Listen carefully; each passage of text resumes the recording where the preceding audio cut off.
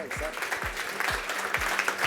So good morning. Thank you for joining us. As Sam said, introducing Richard Williams, the Managing Director of Digital at STV Group, where, among other things, Richard is responsible for the STV Player across the commercial, product, and editorial strategy. Now, as Sam said, we've got quite an international audience, so perhaps, Richard, you could start by sort of setting the scene. What is STV Player?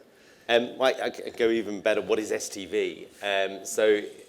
STV is Scotland's biggest commercial broadcaster. If you're familiar with the Channel 3 network, that is regionalised in the UK. So ITV, which you'll have heard talked about quite a lot today, is the Channel 3 broadcaster for England and Wales. If you come to Scotland, it's STV. So that means that we have quite an elaborate content licensing agreement with ITV, which means that if you want to watch the World Cup, if you want to watch the Euros, if you want to watch any of the great shows like Coronation Street, Emmerdale, and Britain's Got Talent, all that is exclusive to us inside Scotland. STV Player is completely separate to ITVX. It's a different stack. We build it ourselves, and that is the home of all of that content, as well as a huge array of content that we bought ourselves that sits alongside that, trying to create a digital destination in its own right. Got it. Okay. And so it was STV PLC's results day yesterday. Yep. And I think in those full-year results, we saw definite growth in STV Player. I think it's 38% of STV's viewing now. We've seen an increase in the number of views, the number of sessions. Your MAUs are going up. Overall reach, generally, not just in Scotland, but across the country, has certainly increased. I'm not sure if that was in the results, but something's clearly working. So what's the strategy? We have a very simple strategy of kind of more, which I bang on relentlessly to my team, which is we need more users, we need more users to come back more often, and when they turn up, we need them to spend more time on the platform. And that kind of is supposed to be the mantra that kind of brings everybody in my team into work every day. If you're in the marketing department, we need to kind of find more people to kind of come into the player, to discover that we're there, to find us on our partner platforms, and to come into what we do. We need those people then to be communicated to via our CRM platforms, by our social platforms, to be drawn back in on a regular basis, and then when they are in on the player, it needs to be a brilliant user experience. They need to see things out the side of their eye, and they need to hang around and watch 2 episodes instead of 1. So that kind of for us, we only make money if people watch. The joys of being AVOD rather than SVOD is our primary business model, is that it's about consumption. So if you multiply your more together, you end up with a consumption number, which is the number of adverts we've got away, and that's how we make our money. I wouldn't want to presume for Netflix, but Netflix kind of care less about how often you come back, so long as you don't cancel. Right. For us, we need people to come back on a regular basis, and that's a real challenge in the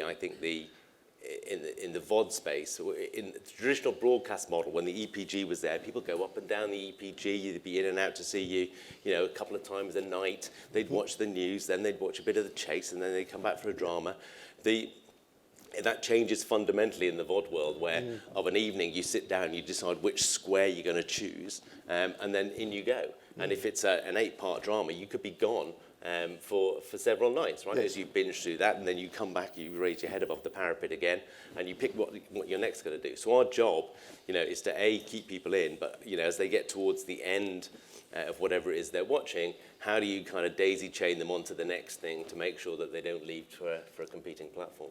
And that's really interesting in terms of your sort of release strategy. And then, looking back at the results yesterday, and to mention all 3 shows because they were mentioned in your report. We've got Brookside, which we launched together in February 2023, and I think that's, you're saying, it's done 8.5 million hours of viewing. It was number 5 on the player last year, and we do that on a weekly cadence, 5 episodes a week. Yeah. And then we launched Red Rock as an Irish soap, and we launched that all in one go, and that was the fastest show to get to 1 million views. And I know you've had success with Betrayal, the Disney drama, as well. How do you determine what the strategy is on a title basis? if they're short, so essentially what happens, we have the network content that we drop. It tends to be mostly drama we get most excited about. That tends to get dropped on a box set basis as we go through. About 50% of our consumption comes from this third-party content that you're a key part of. And that is, again, mostly drama that we bring in. Brookside, which, for those who don't know, is a 40-year-old soap. And we worked with All3 to kind of bring that back on its 40th anniversary, to start it from the beginning. And it was brilliant. It's like, well, what we could do we dump it all on the player and let people go for it? We decided that was, A, unworkable, because there was 11 years of it. And the idea is, I think soaps are really important, that people care about it. And what you've seen has happened. We release it every week on a Wednesday, 5 episodes. And we've recreated the community that was there first time round, even though everybody knows what's going to happen because it's a rerun. There's still kind of a passionate kind of story going on Facebook and the like, of people getting excited by that. So there's a practical element of the fact that we couldn't release, 20,000 episodes in one go. But also, you've created a cadence, and it goes back to this point. We've got a bunch of people coming back every week, watching 2.5 hours of television. We've done the same thing recently with another deal with you, as Shortland Street, which is New Zealand's biggest soap. That's coming out, released 3 new episodes every week. Again, it's finding an audience, and those people are coming back every week. It's doing exactly what we need. Add that on top of Coronation Street in Emmerdale, 2 other cohorts coming back week after week, and that for us is kind of what really starts to build the base of what we are as a player, which is kind of a loyal, returning audience on a regular basis. When they come in, you've got probably the best opportunity to market new stuff to them, because they've rocked up to the player, they've logged in, and they're there. So yeah, getting those long runners in there is interesting. Why didn't we do it with Red Rock? Red Rock wasn't quite, I think it's 140 hours or something like that kind of number. It kind of felt that wasn't quite big enough. It's 3 very long series. So for that one, we did I'll say a dump. That's an unfortunate thing. We kind of put it all on there in one go. It's amazing. I mean, like tens of thousands of people have gone through all 150 episodes and are now writing to us to ask us whether or not we can bring it back as to kind of create Series 5. The answer is no, by the way. I tried. But yeah, so it's kind of, for those ones, you just let people kind of binge through it at their own pace. So then thinking about, the monetization model for this. So obviously you're an ad-funded player, and you've got ad sales locally and with ITV. But then you've got your Player Plus model, that sort of model that, everyone knows where you buy out the adverts, and that seems to be growing. Yep. And then, looking back to Ben's presentation this morning, some of the presentations yesterday, you're also starting to bundle in other products with that. Yeah, so our main, we are an AVOD business, and we have a deal with ITV, who sell our advertising on a UK-wide basis alongside ITVX, so you can bundle the two together. And we sell our own adverts inside Scotland. So that all kind of works fine. From a Player Plus point of view, $3.99, you can skip the ads. And that always was a model that kind of delivered, a single-digit percentage of our growth, people who wanted just to kind of skip the ads. We felt, though, that there was an opportunity there to do something a bit different. We are, alongside the BBC, the home of the biggest sport in the UK. Yes. I've mentioned the World Cup, I've mentioned the Euros. Well, you did big numbers in the Euros. Yeah, great numbers for the Euros this last year. The Six Nations currently on. So we bring into a big audience of sport on a regular basis.